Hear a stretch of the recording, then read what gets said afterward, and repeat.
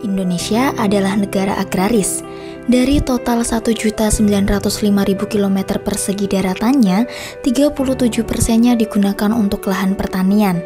Pada tahun 2022, sektor pertanian menyumbang 12,4% dari total PDB nasional. Lini ini adalah penyumbang PDB terbesar ketiga setelah sektor industri dan perdagangan. Hal ini bukan hanya karena luasnya lahan pertanian, namun mayoritas sebanyak 38,7 juta penduduk Indonesia yang bekerja di bidang pertanian.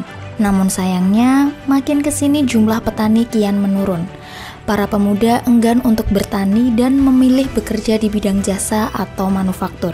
Lalu, apa jadinya jika Indonesia tidak ada petani?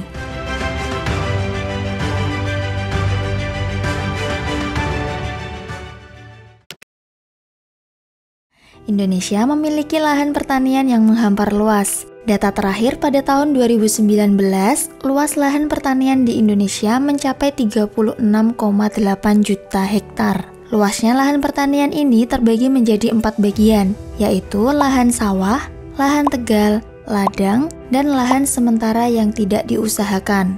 Provinsi Jawa Timur menjadi provinsi dengan luas lahan sawah terbesar dengan luas area mencapai 1,2 juta hektar.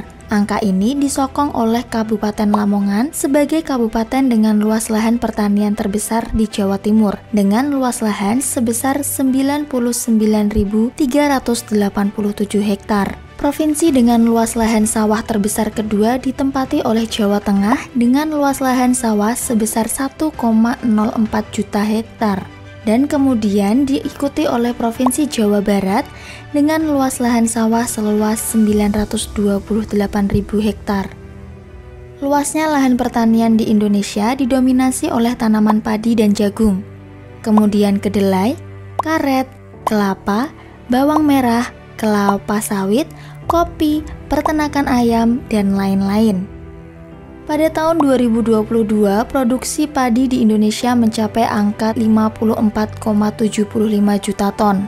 Jika dikonversikan menjadi beras, maka produksi beras pada tahun 2022 diperkirakan sebesar 31,54 juta ton. Artinya, produksi beras nasional menyokong lebih dari 100% dari kebutuhan beras nasional yang angkanya hanya 30,2 juta ton pada tahun 2022. Indonesia sudah lama dikenal sebagai negara agraris. Tanah air yang menyandang gelar tersebut bukan hanya karena banyaknya lahan pertanian, tapi juga besarnya jumlah penduduk yang bermata pencaharian sebagai petani.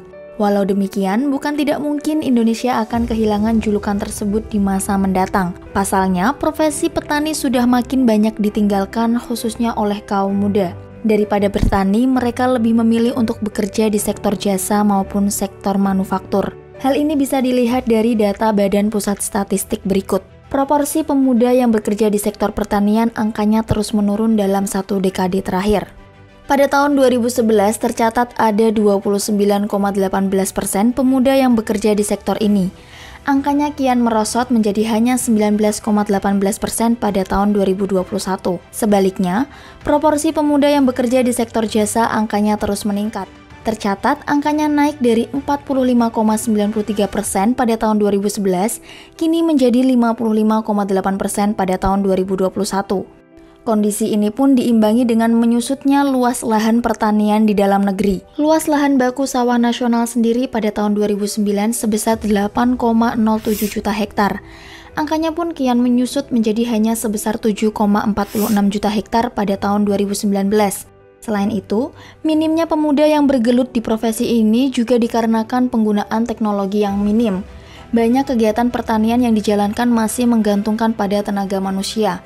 Sementara itu, Direktur Riset dan Pengembangan Biops Agrotekno Indonesia, Malikul Ikrom menilai masih banyak pemuda yang enggan turun ke lahan dengan panas-panasan, kotor, dan sebagainya. Seperti yang sering dilakukan para petani, mereka cenderung lebih menyukai bekerja di tempat yang nyaman.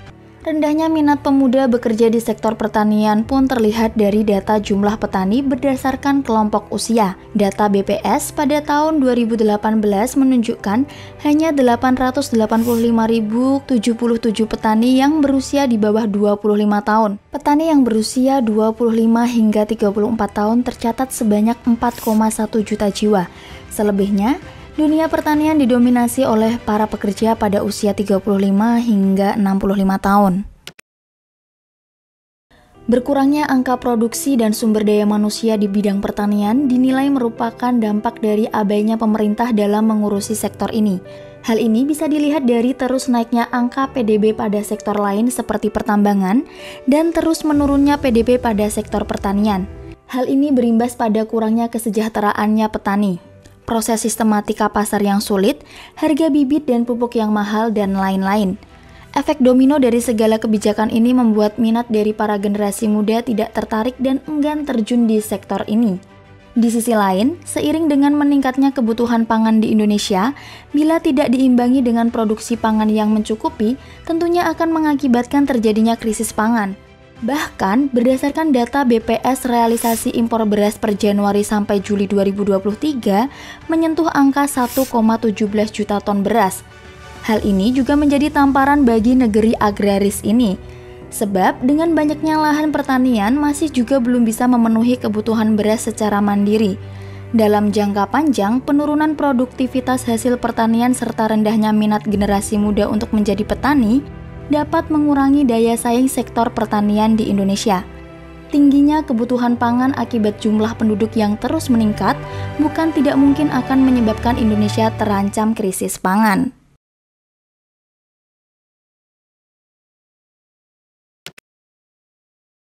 Dengan didukungnya jumlah lahan pertanian yang cukup luas, Indonesia memiliki potensi yang unggul dalam mengolah kembali lahan untuk menyokong pangan masyarakat Indonesia. Terlebih lagi, gelar yang disandang sebagai negara agraris menjadikan Indonesia harus lebih memerhatikan lagi kondisi sektor pertanian. Sebagai sektor strategis dalam memenuhi kebutuhan pangan nasional maupun global, sektor pertanian membutuhkan upaya khusus untuk meningkatkan daya tarik profesi petani, serta menciptakan lapangan kerja yang menarik bagi generasi muda. Di sisi lain, pemerintah juga harus terus meningkatkan perhatian terhadap sektor pertanian. Hal ini guna mencegah hilangnya profesi petani di masa mendatang dan mempertahankan sektor pertanian sebagai bagian penting dalam pembangunan nasional.